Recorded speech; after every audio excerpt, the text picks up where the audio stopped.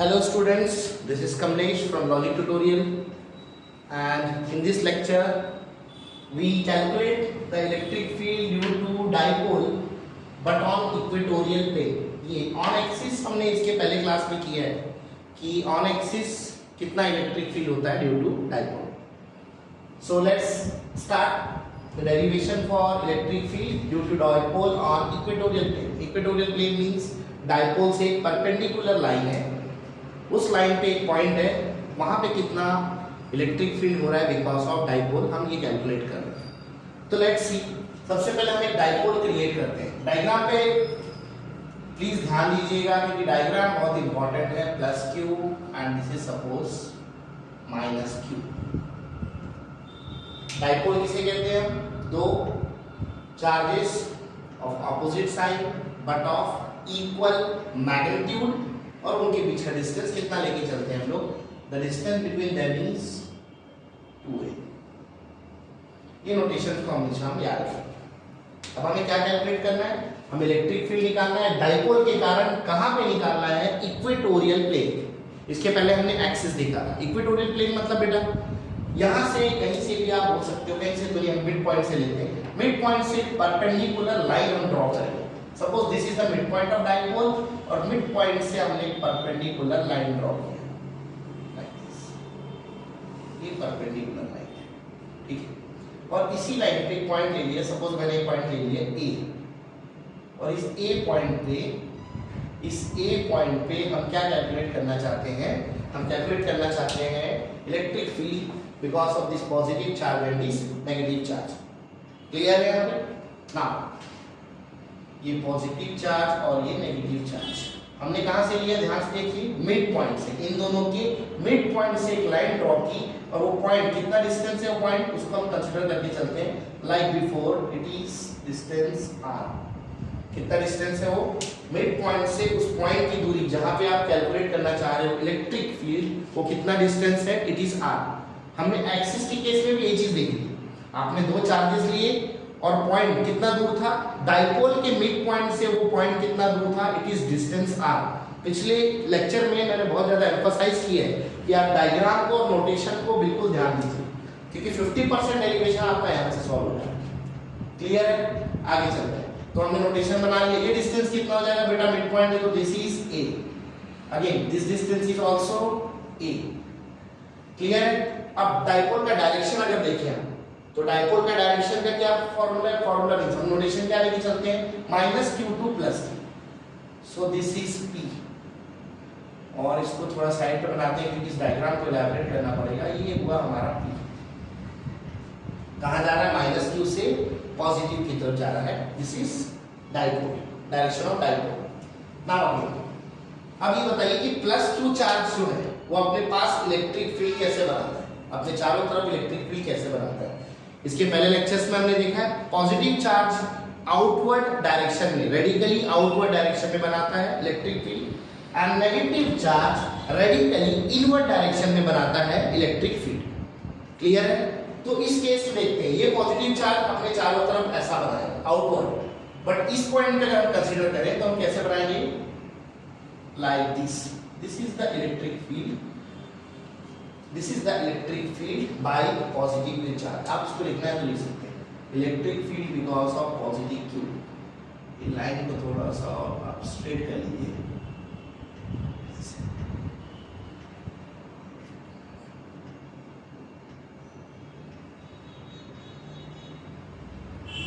मान लीजिए ये बन रहा है electric field because of ये point electric field because of +q charge. In the same manner अगर मैं आपसे पूछूं कि -q का जो इलेक्ट्रिक फील्ड का डायरेक्शन है वो कैसा होगा? Negative charge inward, radically inward बनाते हैं तो यहाँ पे जो इलेक्ट्रिक फील्ड बनेगी आप इसको ऐसे राइट कर सकते हैं लाइक दिस. और ये डायरेक्शन हमने लिखा दिया किसके लिए? Electric field because of -q. That means ये इलेक्ट्रिक फील्ड और डाइपोल के बीच में एक एंगल आ रहा है, दैट इज एंगल थीटा. ध्यान से देखिए, डाइपोल, दिस इज डाइपोल और इलेक्ट्रिक फील्ड ये ले लो, या फिर डाइपोल और इलेक्ट्रिक फील्ड ये ले लो आप जो ये बन रही है. इनके बीच में एक एंगल आ रहा है. कितना एंगल आ रहा है? Theta. They are not parallel. Which one? Dipole and electric field. In the case of axis हमने देखा था कि जो डाइपोल का डायरेक्शन और इलेक्ट्रिक फील्ड का डायरेक्शन दोनों क्या थे, या तो पैरेलल या तो क्या थे वो anti parallel. Like this we consider parallel and this we consider anti parallel, but there is no angle between them because they are parallel और एंटी पैरेलल। बट यहाँ क्या देख रहे हो आप, P का डायरेक्शन ऐसा है, इलेक्ट्रिक फील्ड या तो पॉजिटिव के कारण देखोगे तो ऐसा और इसके कारण देखोगे तो ऐसा। दैट मींस दोनों के बीच में क्या बन रहा है, कुछ एंगल। वो एंगल यहाँ पे कंसीडर करना इंपॉर्टेंट है। चलो ये डायग्राम हो गया, नोटेशन हो गया। सॉरी, मिड पॉइंट से वो पॉइंट की दूरी है हमारी r, this distance is a, ठीक है, एंगल बन रहा है थीटा। अब देखते हैं डायग्राम में और क्या हमको ध्यान देना होगा। Now this is a vector quantity और ये डायरेक्शन इसका रिप्रेजेंट हो रहा है like this. This is also vector quantity, electric field ये है नीचे की तरफ। हमने ये पढ़ा है कि अगर आपका कोई भी वेक्टर क्वांटिटी जो x एक्सिस या y एक्सिस के पैरेलल नहीं, ध्यान से देखेंगे हम रिजोल्यूशन की बात कर रहे हैं, कोई भी vector if it is not parallel to x और नॉट पैरेलल टू y, तो उस वेक्टर को हम क्या करते हैं बेटा, उस वेक्टर को हम करते हैं रिजॉल्व। क्या करते हैं उसको हम लोग, रिजॉल्व। सिमिलरली हम यहाँ पे इस वेक्टर को क्या करेंगे, रिजॉल्व। एक कंपोनेंट बनेगा इसका लाइक दिस, ये एंगल थीटा है तो ये भी एंगल कितना बनेगा आपका, थीटा। तो थीटा के साथ जो लाइन होती है वो कंपोनेंट बनता है E plus Q cos theta. देखते जाइए। और इसी वेक्टर का एक और कंपोनेंट बनेगा लाइक दिस, इसकी वैल्यू क्या होगी, it is E plus Q sin theta. Diagram को ध्यान से समझेंगे, बार बार मैं बोल रहा हूँ। अगर डायग्राम आपने समझ लिया तो इलेक्ट्रिक फील्ड कैलकुलेट करना कोई बड़ी चीज नहीं। ठीक है स्टूडेंट्स, बच्चों ध्यान से देखो। नाउ इस इलेक्ट्रिक फील्ड को आपने रिजॉल्व किया इन x एक्सिस इन y एक्सिस, क्लियर है। सिमिलरली आपके पास एक और इलेक्ट्रिक फील्ड है बिकॉज ऑफ नेगेटिव, वो इलेक्ट्रिक फील्ड को आप रिजॉल्व करेंगे तो डायरेक्शन आपका नीचे की तरफ है, तो एक कंपोनेंट अगेन यहाँ बनेगा, एक कंपोनेंट यहाँ बनेगा। इस कंपोनेंट को मैं यहीं पे रिप्रेजेंट कर रहा हूँ लाइक दिस। इसके कारण क्या बना वो E माइनस Q, थीटा वहां पे है तो again it is cos theta. अब इसके कारण एक नीचे बनेगा, तो ये लाइन को मैं और लंबा इलैबोरेट कर रहा हूँ लाइक दिस, ये बना इसके कारण same, it is E minus Q sin theta. बस डायग्राम में आपको इतना ही ध्यान देना। इसमें अगर कोई डाउट आ रहा है तो आपको बताएंगे, ठीक है। तो ये रहा आपका, ठीक है, ये एक वेक्टर था, इसको हमने रिजॉल्व किया, ये रहा उसका cos theta component x component और ये रहा उसका y कंपोनेंट। दूसरा वेक्टर ये था, इसको भी रिजॉल्व किया, ये रहा इसका x कंपोनेंट और ये नीचे गया उसका y component. Now we try to understand ये E minus Q electric field जो बनाएगा, दोनों चार्ज जो है ध्यान से देखेंगे, दोनों चार्ज का जो मैग्नीट्यूड है वो सेम, ठीक है। अगेन मैग्नीट्यूड दोनों का क्या है, सेम। अगर एक सेम डिस्टेंस में दो चार्ज है जिनकी मैग्नीट्यूड सेम है, ये दो चार्ज, और एक यहाँ एक पॉइंट है जो डिस्टेंस दोनों का सेम है, उस पॉइंट पर अगर आप इलेक्ट्रिक फील्ड कैलकुलेट करोगे उन दोनों चार्ज के कारण, तो क्या वो इलेक्ट्रिक फील्ड अलग अलग आएगी या सेम आएगी, it will be same. For example ऐसा एक प्लस Q चार्ज है और यहाँ पे एक माइनस Q चार्ज है और एक ये पॉइंट है P, इसका डिस्टेंस और इसका डिस्टेंस, सपोज ये दोनों डिस्टेंस इक्वल है, ये पॉइंट है A, तो इसके कारण यहाँ जो इलेक्ट्रिक फील्ड बनेगा और इसके कारण जो इलेक्ट्रिक फील्ड बनेगा, वो दोनों इलेक्ट्रिक फील्ड क्या बनेगा आप बोल सकते हो, वो बनेगा इक्वल, मैग्नीट्यूड में इक्वल बनेगा। Now try to understand. तो इसी तरह अगर ये मैं E plus Q sin theta की बात करूँ, डायरेक्शन इसका इधर, और E minus Q sin theta की बात करूँ तो मैग्नीट्यूड दोनों का क्या है, सेम, बट दोनों का डायरेक्शन क्या है, अलग है। तो ये साइन जो कंपोनेंट है ये एक दूसरे को क्या कर देंगे, कैंसिल। ध्यान से देखिए, ये दोनों एक दूसरे को कर देंगे कैंसिल।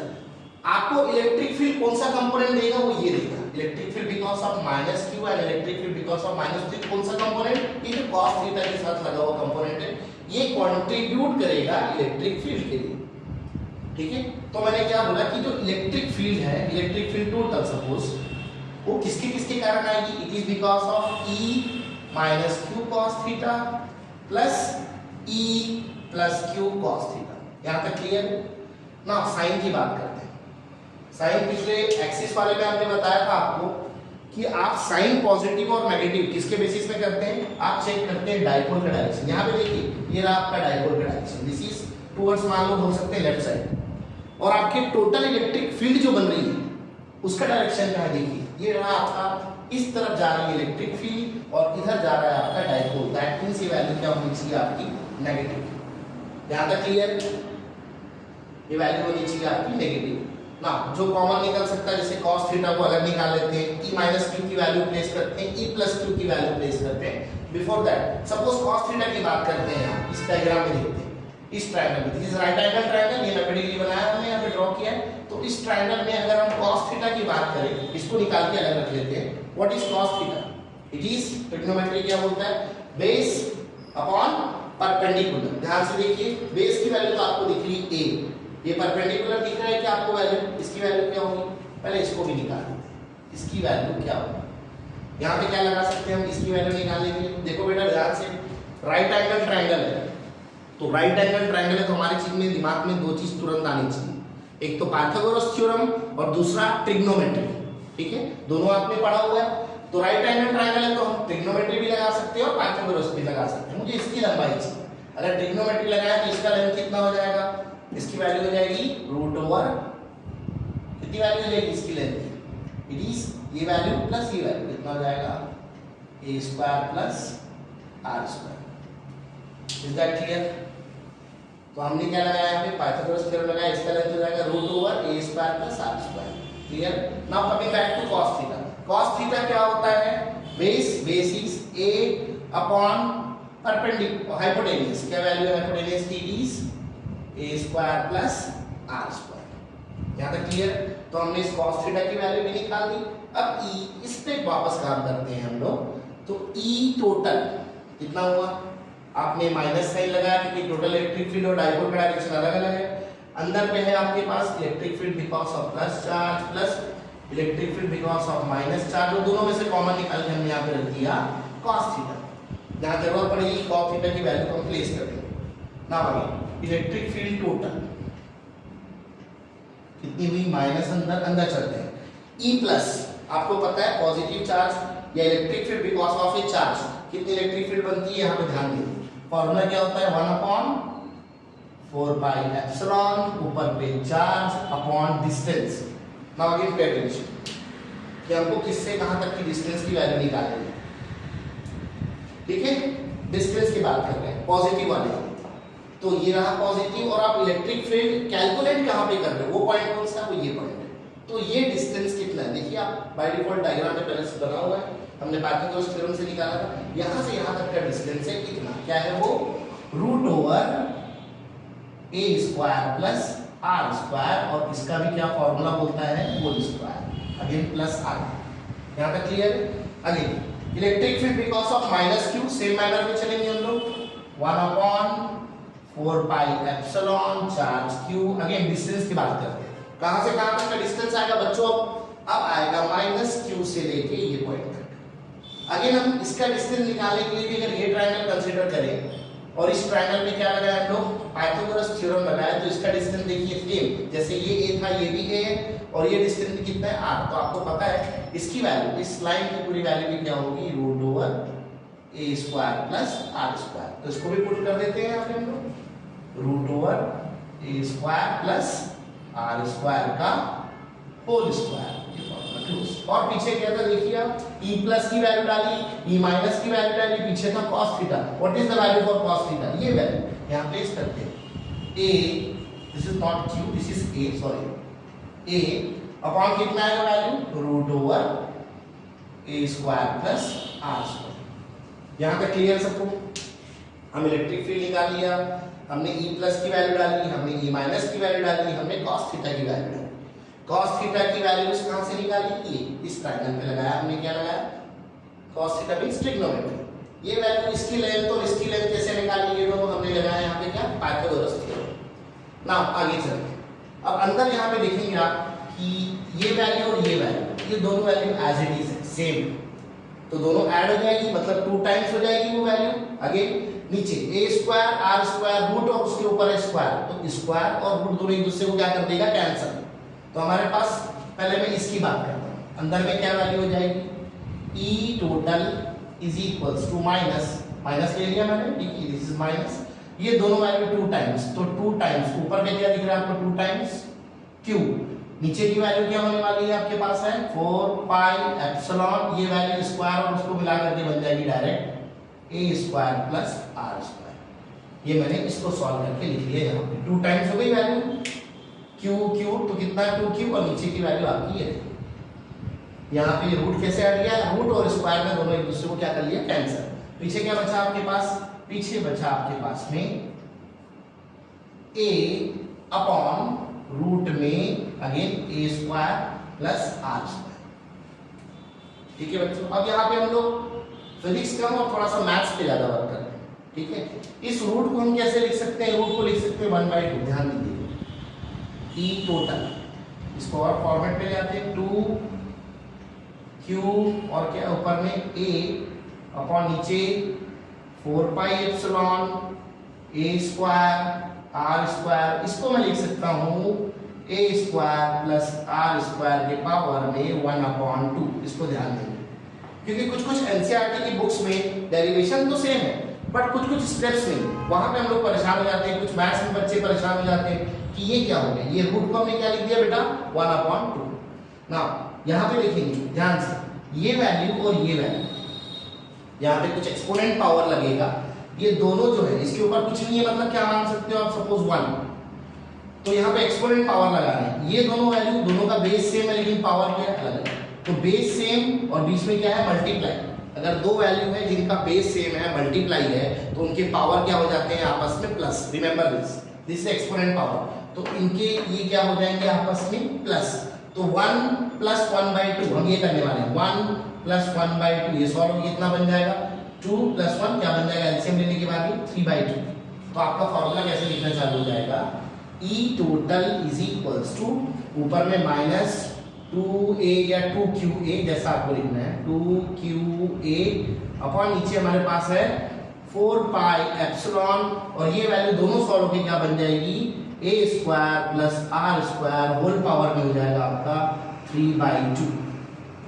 यहाँ पे कुछ बच्चे परेशान होते हैं तो इसको ध्यान से समझ लीजिए, ये दोनों का बेस सेम है, बेस क्या है a square plus R square, इसका भी base a square plus R square, दोनों के बीच में ऑपरेशन क्या हो रहा है ब्रैकेट मींस मल्टीप्लाई, तो इनके पावर क्या हो जाएंगे बेटा प्लस, कितना बन गया पावर में 3/2। तो मैंने ये उसको लिख दिया, दोनों को जोड़ करके क्या बन गया 3/2। अगेन लाइक ऑन एक्सिस जैसे हमने किया था, इसके लिए हम मान के क्या चलते हैं कि जो r है it is very bigger than a, r जो है वो बहुत बड़ा है किससे a से, दैट मींस a को from the denominator we can neglect, a को क्या कर सकते हो डिनोमिनेटर से आप नेग्लेक्ट कर देते हैं। आगे चलते हैं इस पे ना, फॉर्मूला क्या बन जाएगा आपका ई टोटल इज इक्वल्स टू ऊपर में माइनस 2qa, नीचे आपकी वैल्यू जाएगी 4 पाई एप्सिलॉन और यहाँ पे देखिए ये a स्क्वायर हट गया, बचा क्या आपके पास r स्क्वायर और उसके पावर में 3/2, तो स्क्वायर इनटू 3/2, ये 2 और ये 2 क्या हो जाएगा आपका कैंसिल, बचेगा क्या आपके पास में r के पावर में q, यहाँ बचेगा r के पावर में q। क्लियर है यहाँ तक, फिर से एक्सप्लेन कर रहा हूँ एक बार, a नेग्लेक्ट हो गया because it is very smaller as compare to r, ये हट गया, बचा क्या आपके पास r स्क्वायर और r स्क्वायर के पावर में क्या है 3/2, तो ये square into 3/2 that means 2 into 3/2, ये 2 और ये 2 कैंसिल होगा, बचेगा क्या q, पूरा वहां पे q। अगेन आप यहाँ पे भी देखोगे कि ये जो q है चार्ज जिसके कारण इलेक्ट्रिक फील्ड बन रहा है वो किसके साथ कनेक्टेड दिख रहा है अपने को a के साथ, और हमको ये पता है कि p that is dipole moment, उसका फार्मूला होता है 2aq, this is the formula for dipole moment, पहले भी हमने डिस्कस किया है।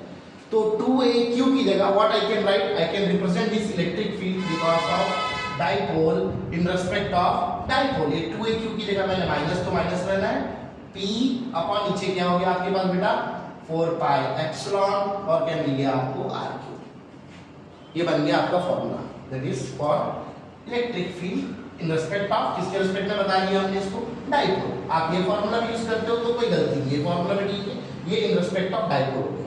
अगेन आप बुक में एक चीज नोटिस करोगे कि आपको ये तो फॉर्मूला मिलेगा, साथ में पीछे एक वेक्टर दिखेगा, तो वहां पे कुछ नहीं है, हम अगर इसको किस फॉर्मेट में लिखा है हम बोलते हैं वेक्टर के फॉर्म में, electric field form of vector, ये बोल्ड होगा ब्लैक डार्क बोल्ड आपके बुक में दिखेगा तो भी वेक्टर है, और अगर ऊपर में एरो है अगेन भी वेक्टर, तो इस पे आपको फॉर्मूला भी इस तरीके का दिखेगा, minus P upon 4 pi epsilon R cube, और पीछे आपको ये पी यूनिट करके दिख जाएगा। It is nothing but unit vector, जो किसका डायरेक्शन बता रहा है, ध्यान से समझिए, डाइपोल का डायरेक्शन बता रहा है। पी किसका डायरेक्शन है, पी रिप्रेजेंट, डायग्राम में भी आप देख सकते हो, this is P, is going from minus Q two plus, this is P.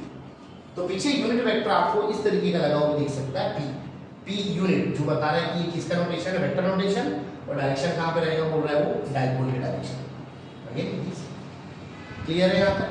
अगर आपको वीडियो समझ में आया, ये एक सिंगल डेरिवेशन है, this is electric field due to dipole on equatorial plane. अगर आपको लेक्चर समझ में आ रहा है, वीडियो समझ में आ रही है, तो प्लीज सब्सक्राइब करिए, ठीक है? ओके गाइस, फिर नेक्स्ट क्लास में हम आगे का पढ़ते हैं। Bye for today, okay.